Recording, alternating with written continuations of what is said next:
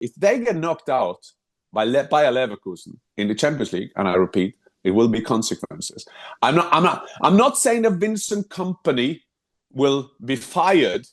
I'm not saying that. I'm not saying that will go immediate after they come out, because they have to concentrate on the Bundesliga.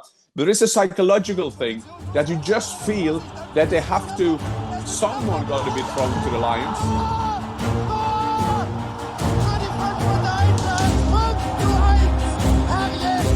Hi and welcome to the Fußball channel. I'm your host Markus Fjørtoft, and as always joined by Jan Fjørtoft, still in Manchester, I believe that, after a busy weekend of football. Give us a little quick summary of that before we get into the Bundesliga action.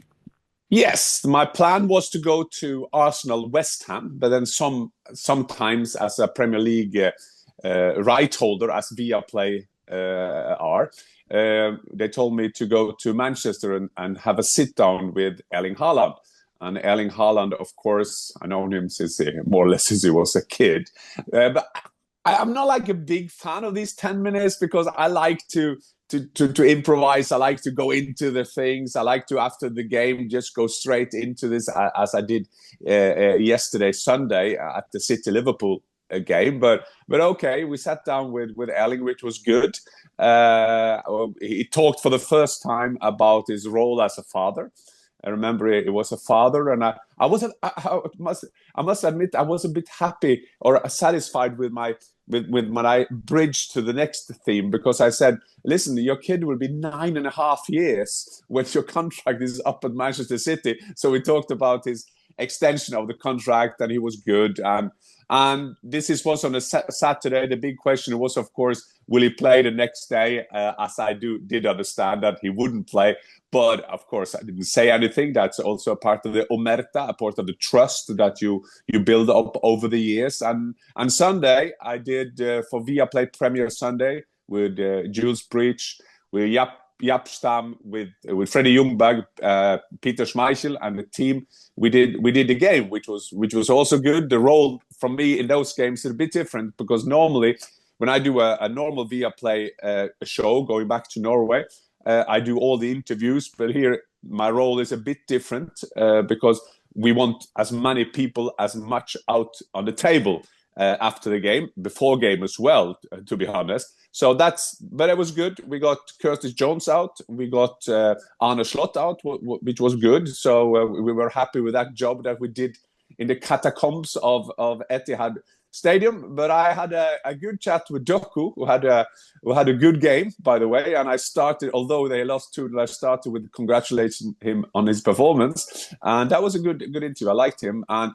Pep was funny, because lost 2-0, and he came into this big press room that we are all standing, different channels from all over the world. And he came, okay, are there any wanting a loser?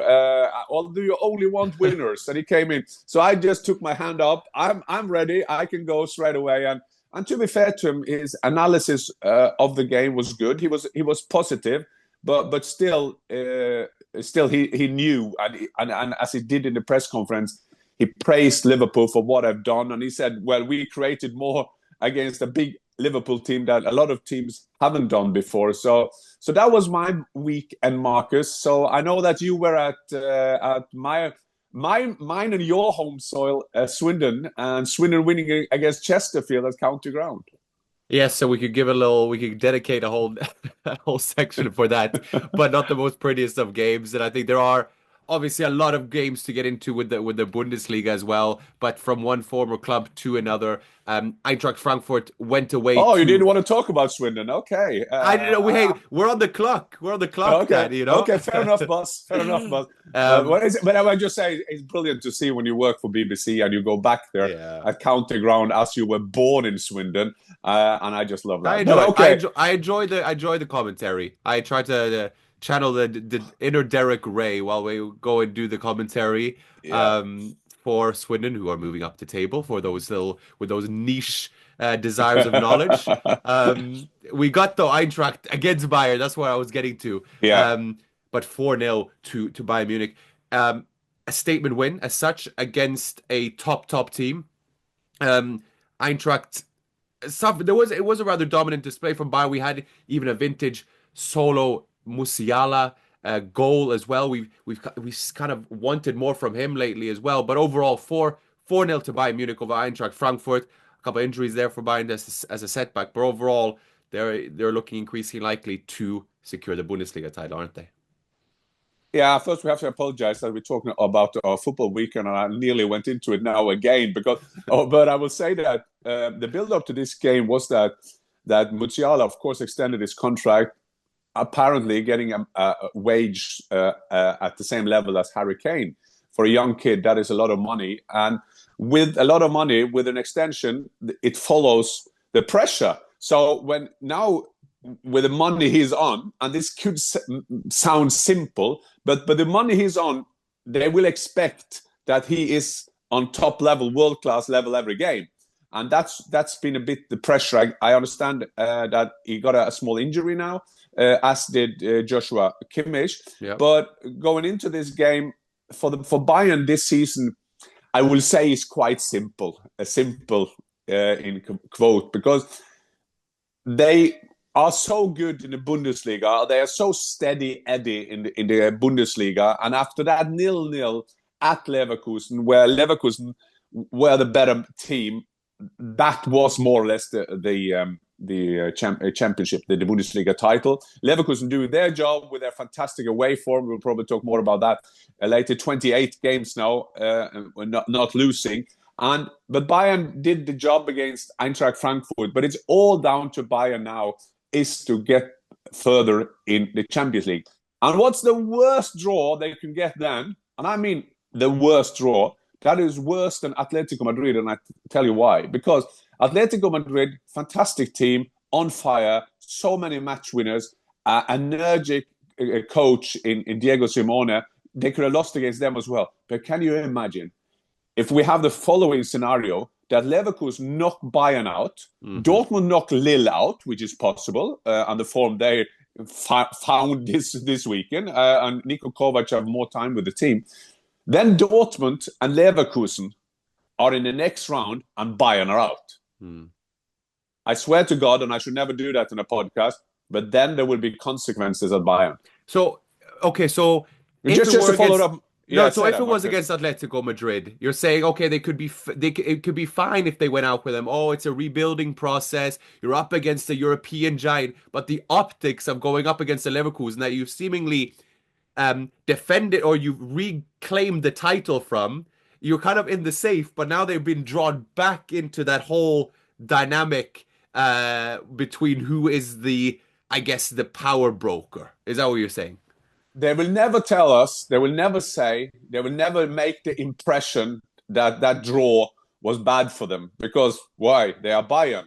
This is Bayer Leverkusen. But at the moment, Bayer Leverkusen is the best team in Germany. They are the best team in Germany. Will they win the league? No, I doubt it. Bayern will win the league, which is very important for them. Uli Hoeneß has also said this week, to take the title back, that is the main thing. But it's just that is just a process. That is just the consequences of something like that. If they get knocked out by Bayer Leverkusen in the Champions League, and I repeat, it will be consequences. I'm not saying that Vincent Kompany will be fired. I'm not saying that. I'm not saying that will go immediate after they come out, because they have to concentrate on the Bundesliga. There is a psychological thing that you just feel that they have to. Someone got to be thrown to the lions, because there are talking now in Bayern, and I see that, and we listen to colleagues of ours talking about the Bayern insiders, for example, skeptical about the way they're playing. There was a quote saying, we play right now we're playing the same crap football that we did under Tuchel. That is not a good sign coming out from Bayern. So Markus, my prediction is, if they get knocked out by Bayer Leverkusen in the summer, there will be any consequence. I think that Vincent Kompany could survive, because changing your coach all the time is not good. But there are people in the hierarchy that will be struggling, and maybe that could be Max Ebel, the head of sport, because he's the head of sport. And I'm not saying that he's doing a good job or a bad job. That is not a part of the assessment. I'm just trying to tell you how Bayern tick. Something need to happen if they get knocked out and Dortmund and Leverkusen are in the next round. That is just how history, that is just how politics are. Someone need to be thrown to the lion.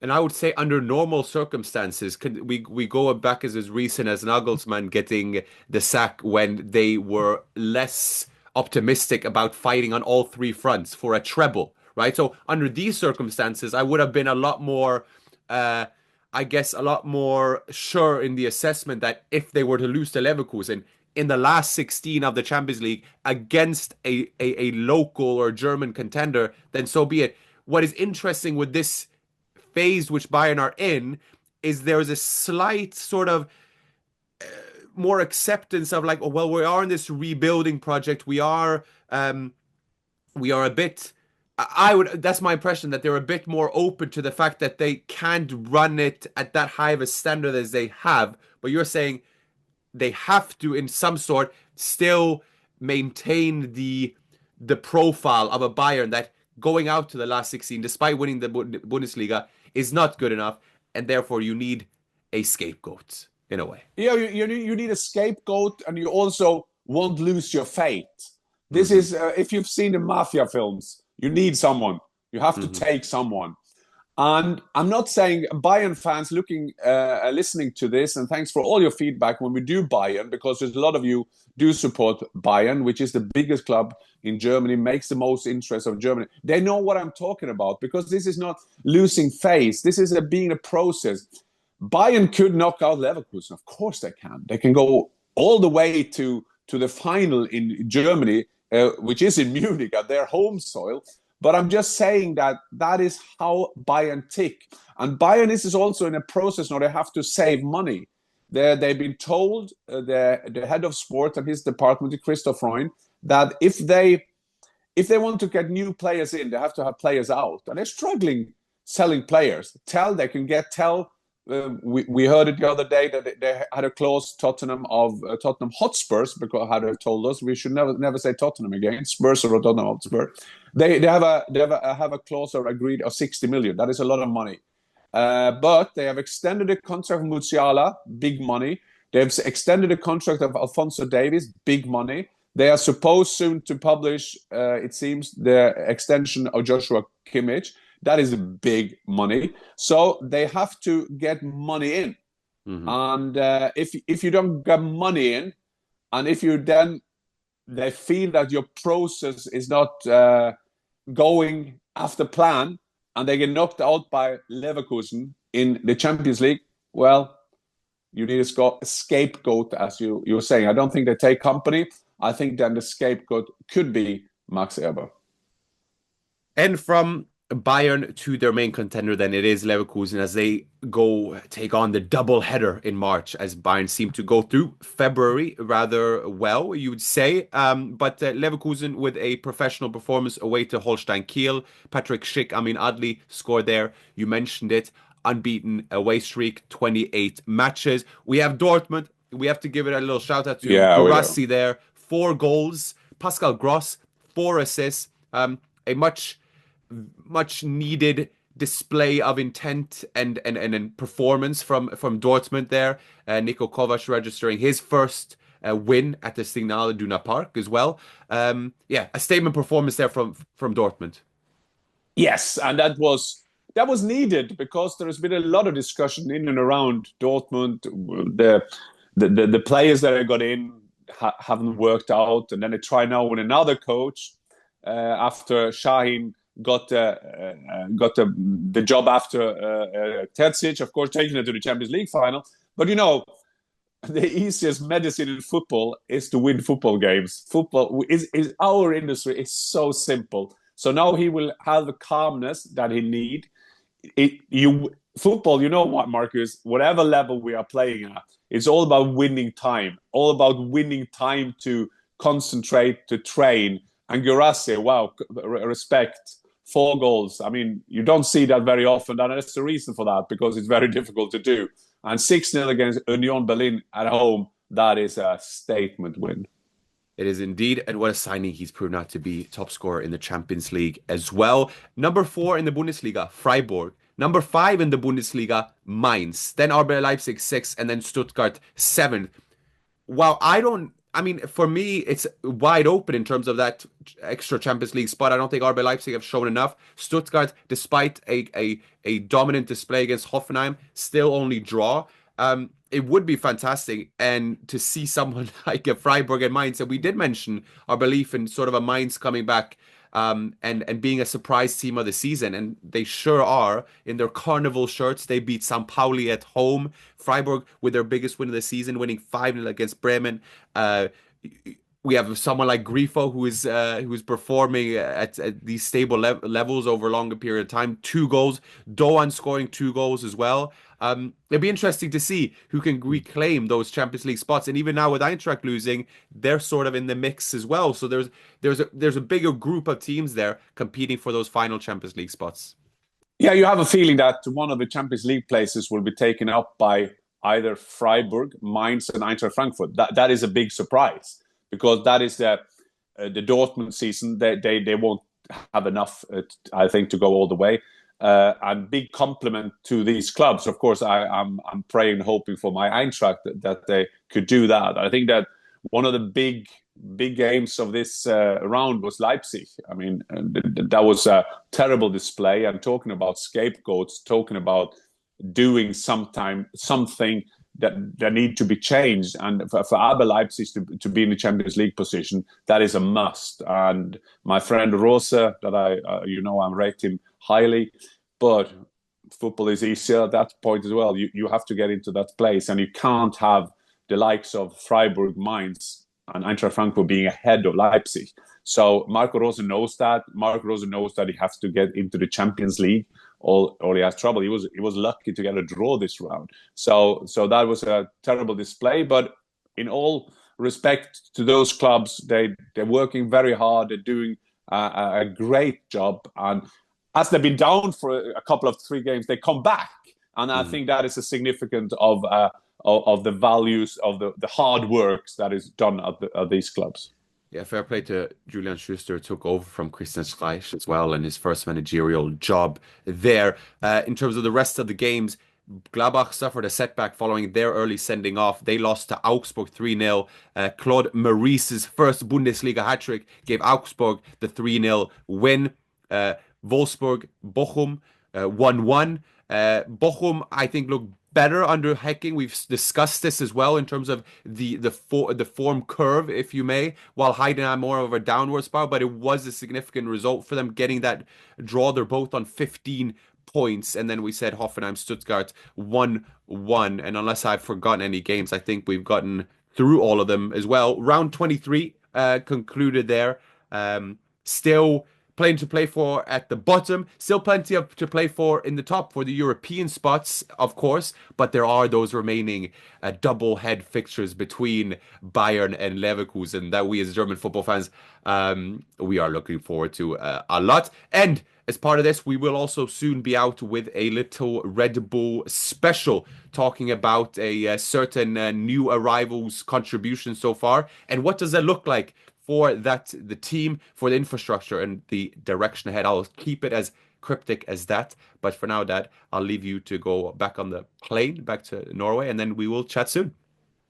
We will chat soon. And like you're saying, there are things going on in the Bundesliga in terms of the personal. Just follow that in the next weeks. And I think March will be a key for Bayern and all the people in and around that club. And as I'm an expert on not getting relegated, I would just say my last words to Dieter Hecking, because he, with that kind of coach, a big experienced coach like Dieter Hecking and Bochum, there is just written over them that they will do the great escape. They were 1-0 up as well this week, and that could be a major 3 points for them. But that is the good thing about the German Bundesliga. There is always drama at the top.